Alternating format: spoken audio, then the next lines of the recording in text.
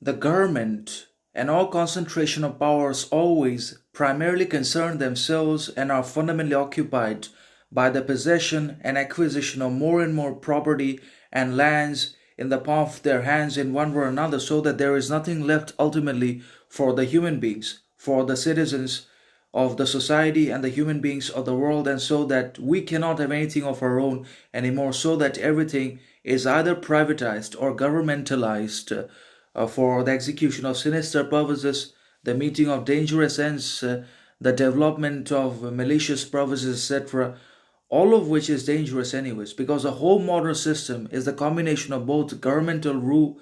and the dictatorship of the private sector, which is the combination and composition and commandery of capitalists, bureaucrats, and objectivists and globalists at the same time that do not believe in any religion, authenticity, virtue,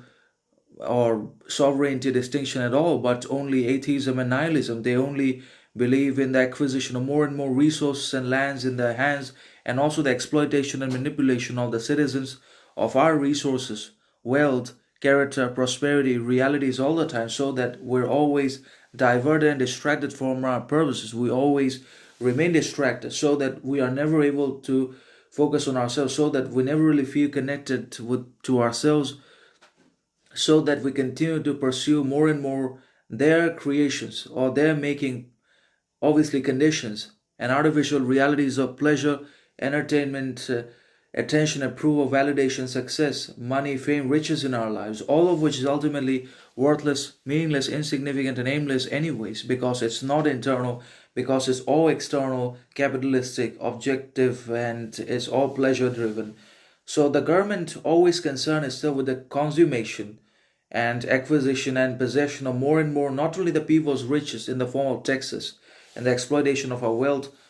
to enrich the leaders and to run the machine called government, because ultimately whatever the government is and its different organs and institutions of military, police, education, religion are all machinery. These are all machines that always demand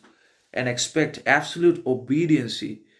and discipline and agreement and conformity from the citizens of the society, from all of us around the world in one way or another. And for that, there are different religions and systems of government in the world in different countries. But the goal of all these powers is the same, and that is absolute surrender from all of us, and also unconditional obedience, agreement, conformity all the time in everything.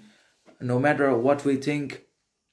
what we don't think does not matter, but we have to agree, conform towards the governments,